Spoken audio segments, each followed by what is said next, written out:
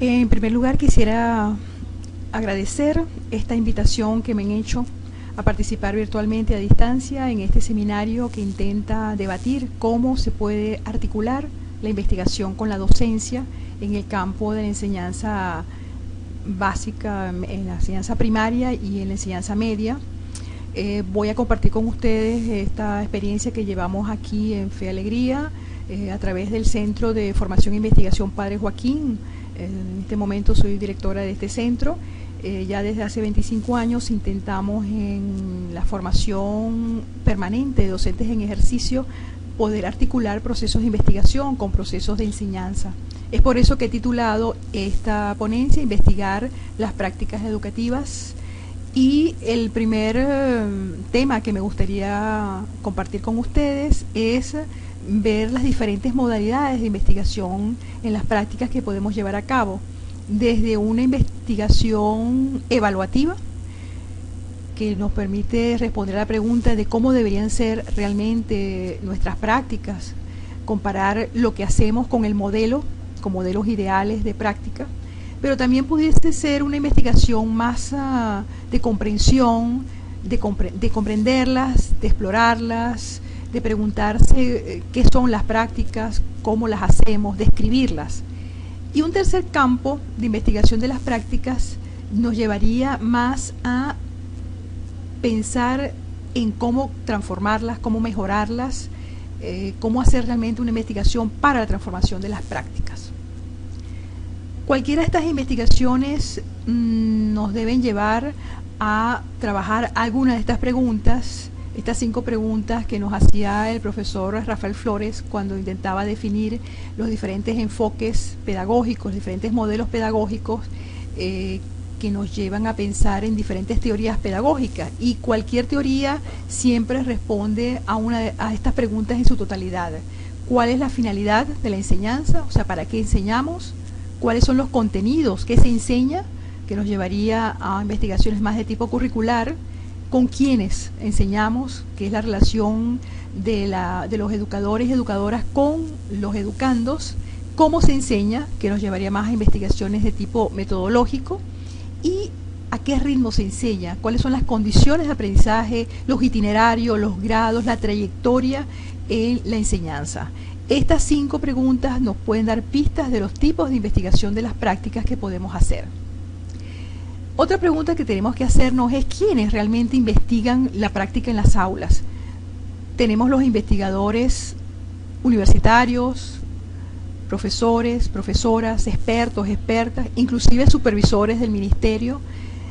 También tenemos educadores y educadoras que investigan sus propias prácticas pedagógicas, y ¿por qué no? Ambos actores, educadores y educadoras en conjunto con profesores y profesoras universitarios que pueden, en un diálogo permanente, hacer investigaciones de las prácticas. Ya como ustedes habrán visto, al colocar en rojo las letras en la filmina anterior, vemos que nosotros nos estamos inclinando por un docente investigador, es decir, estamos inclinando por docentes que investigan sus prácticas, y es por esto que este texto de Paulo Freire que leí recientemente, de Pedagogía de la Autonomía, nos dice ya una ruta a seguir. Cuando Paulo Freire nos dice, hoy se habla con insistencia del profesor investigador, en mi opinión, lo que hay de investigador en el profesor no es una calidad o una forma de ser que se agregue a la de enseñar. La indagación, la búsqueda, la investigación forman parte de la naturaleza de la práctica docente. Lo que se necesita es que el profesor, en su formación permanente, se perciba y se asuma por ser profesor como investigador. Fíjense que es la misma naturaleza de la práctica docente la que exige la investigación. Hay un autor en los años 70, inglés, como es Stanhouse, que nos hablaba de la enseñanza basada en investigación. Y sus palabras hoy nos pueden también dar pistas de cómo él visualizaba este proceso en el cual docentes se vuelven investigadores de sus prácticas. Y nos decía, las auténticas clases tienen que ser nuestros laboratorios y están bajo el mando de profesores, no de investigadores. Esto es lo que nosotros entendemos por investigación en la acción. En este caso, Stanhouse nos decía, el profesor debe adoptar una posición de investigación para su propia práctica, tiene que ser provisional y exploratoria. También Steinhaus nos decía que la base de una enseñanza basada en investigación es la reflexión. El objeto de investigación consiste en desarrollar una reflexión atenta a fin de fortalecer el juicio profesional de los profesores. Y ahí nos ponía como algunas condiciones a estos docentes investigadores. En primer lugar, poner en cuestión la enseñanza que se imparte. Hay también la necesidad de que haya un compromiso y destreza para estudiar los modos como enseñamos. Y por último, un gran interés por cuestionar y por comprobar las teorías que existen, pero en la propia práctica. Por eso creo que el primer paso para poder llevar a cabo esta ruta de docentes investigadores de sus propias prácticas es el desarrollo de una práctica reflexiva. De allí viene la idea de que hay que aprender a reflexionar.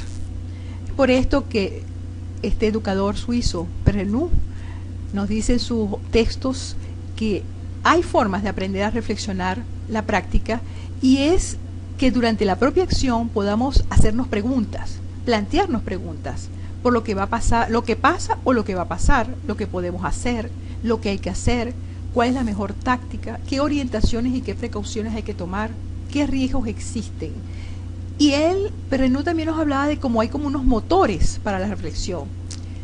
Cuando hay un problema que resolver, una crisis también que hay que resolver, cuando hay que tomar una decisión, cuando hay que hacer una autoevaluación de la acción, cuando nos tenemos que justificar ante alguien, o sencillamente por un deseo de comprender lo que pasa, o cuando hay una frustración, una rabia, o sencillamente hay que hacer un informe para rendir cuentas. Y así como Perrenot en este libro de Desarrollar la práctica reflexiva en el oficio de enseñar, nos decía, la reflexión se puede ejercitar con la duda, con la formulación de preguntas, cuando expresamos estados de ánimo, cuando explicitamos verbalmente lo que hacemos, o sencillamente cuando hacemos análisis de la práctica. Esto nos lleva a pensar que hay dos modos de reflexionar. Y aquí retomo los términos que utilizaba Donald Chong cuando nos hablaba de los profesionales reflexivos. Hay una reflexión que se hace durante la práctica, una reflexión en la acción, pero también hay una reflexión que se hace después de la acción, y él decía, eso se llama una reflexión sobre la acción. Y estas dos modalidades de reflexión nos pueden dar pistas también para cómo nos estamos viendo las diferentes posibilidades de investigación de la práctica.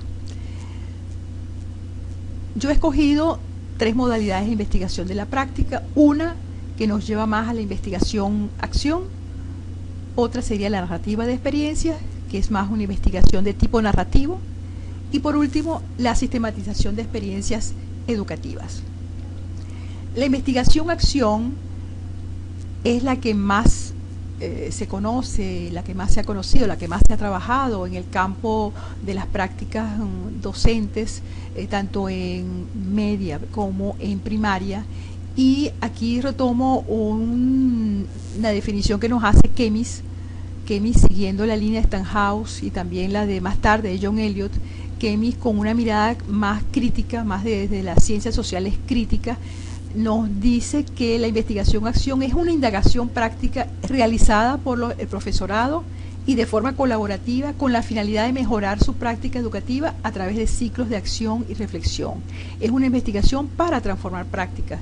Y vemos cómo las fases de la investigación-acción, desde la definición del problema, el diagnóstico, la elaboración de una hipótesis de acción y la elaboración de un plan de acción, nos lleva a implementar este plan, pero luego nos lleva a observar lo que hemos implementado, identificando criterios que nos pueden permitir evaluar cómo se mejora la práctica, y nos lleva también no solamente a la observación, utilizando técnicas de observación, sino una reflexión, analizando lo que hemos recogido a través de la observación, para luego volver a diseñar un nuevo plan de acción, porque recordemos que la investigación-acción, tal como la plantean, es una investigación en espiral que va partiendo de los resultados de una investigación anterior para ir siempre mejorando la práctica. Lo que es interesante de la investigación-acción es que hay 2 momentos de construcción de conocimiento en la investigación-acción. En el momento en que problematizamos, hay un proceso de construcción de la práctica pedagógica, de cuestionamiento de la práctica, porque reconocemos nuestras limitaciones, revisamos los ritos, las creencias, los prejuicios, los estereotipos que dificultan los cambios, pero también identificamos las fuerzas conflictivas que subyacen en la práctica. Y algo muy importante que Kemis nos decía desde el campo de la ciencia social crítica, pero también de la educación popular, identificamos qué aspectos del contexto, sean sociales, históricos, culturales, determinan las prácticas para bien o para mal, ya sea para favorecer un cambio o para obstaculizarlo. Hay otro momento de construcción de conocimientos en la investigación-acción, es cuando estamos no deconstruyendo, sino reconstruyendo la práctica pedagógica, y es el momento en que se produce saber pedagógico. Y ese saber se produce en un diálogo entre los saberes de experiencia que tienen los docentes y las docentes y las teorías pedagógicas que se han construido alrededor de la docencia. Es pasar de un conocimiento práctico implícito a un conocimiento más crítico y teórico. Algo interesante que está sucediendo ahorita en el campo de la enseñanza es que se está promoviendo mucho la enseñanza basada en proyectos de aprendizaje, que es una metodología educativa que intenta integrar los contenidos curriculares con problemas y experiencias cotidianas del estudiantado. Y es interesante porque esta metodología se desarrolla siguiendo una secuencia didáctica en forma de proyectos planificados de antemano por el profesorado, donde el alumnado es el protagonista y culmina con la presentación de un proyecto que, aunque la evaluación se hace más que todo durante el proceso y no solamente al final. Fíjense que esta enseñanza basada en proyectos nos puede dar luces de cómo podemos articular la investigación-acción que pueden llevar a cabo el profesorado con los desarrollos de proyectos llevados por el estudiantado.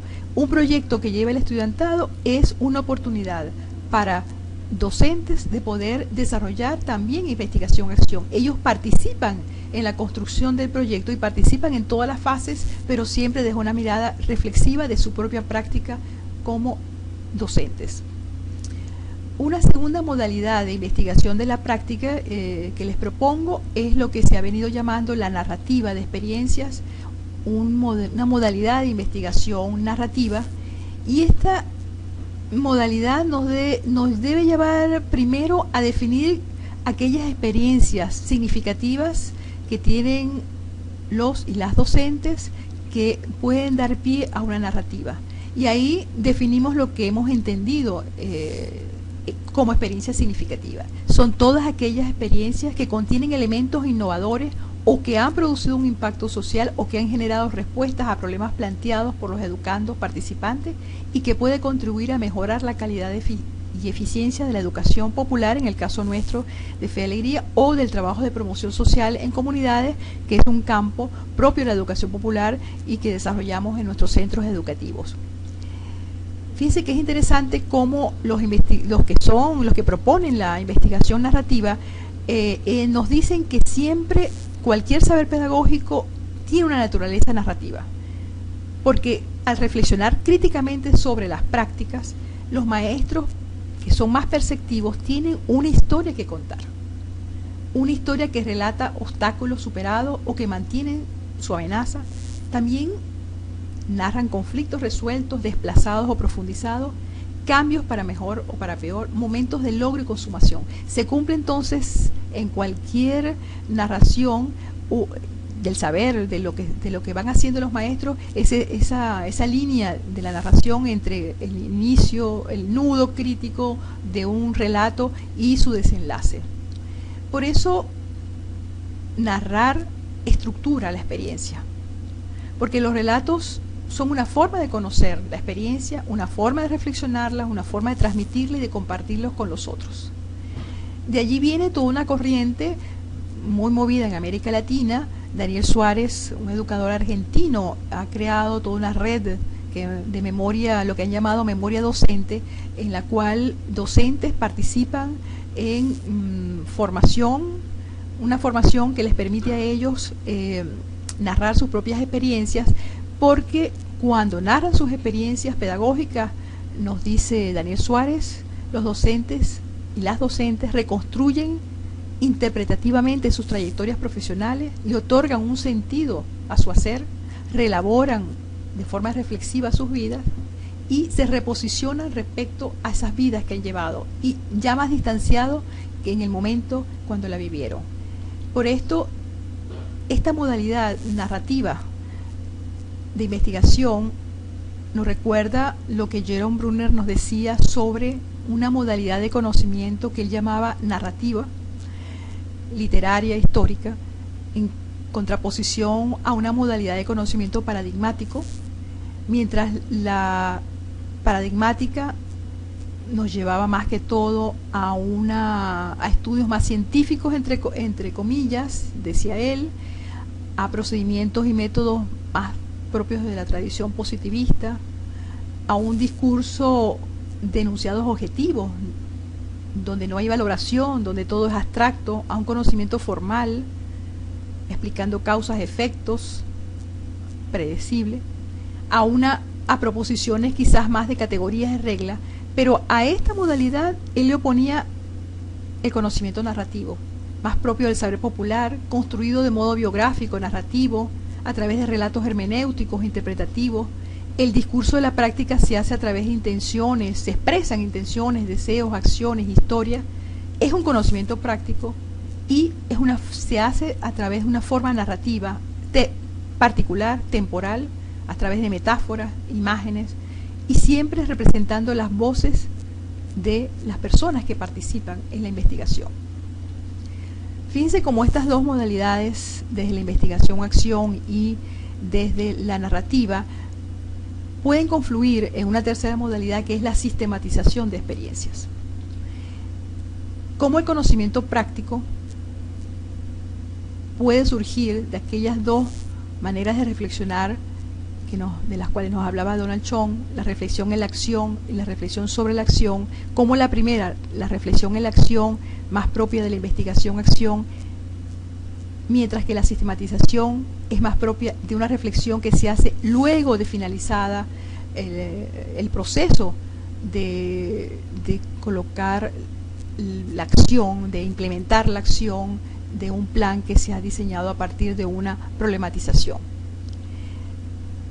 Nos hemos quedado con la definición que nos hace el educador popular Óscar Jara sobre sistematización, porque creemos que es la que más recoge todos los elementos que conforman una sistematización. Es una interpretación crítica de una o varias experiencias a partir de su ordenamiento y reconstrucción, que es vamos a decir que es donde arranca la sistematización, descubre o explicita la lógica del proceso vivido, además los factores que han intervenido en dicho proceso, cómo se relacionan entre sí estos factores y por qué se hace de esa manera. Esta definición de Óscar Jara va definiendo entonces las fases de la sistematización, desde una reconstrucción de la práctica que muy bien puede ser una narrativa de experiencia, pero que tiene que luego ser pasada por el tamiz de la interpretación crítica, y luego algo importantísimo en la sistematización de experiencias en el campo de la educación popular es cómo vamos a comunicar los resultados para que esta sistematización pueda ser una forma de aprendizaje para otros, sea replicable para otros y otras. Por eso estos momentos de la sistematización son muy importantes. Fíjense que en este gráfico he intentado de alguna forma recoger todo lo que supone una sistematización, y lo más importante es que vean el centro. En el centro lo que realmente debe producirse en una sistematización es la producción de un conocimiento, pero una producción que pasa desde la reconstrucción, la interpretación hasta la comunicación. Pero algo interesante que hay que ver en este gráfico es que cuando es un agente externo, un sistematizador externo que hace la sistematización de la práctica para ordenar la experiencia, puede hacer reconstrucción, interpretación y comunicación.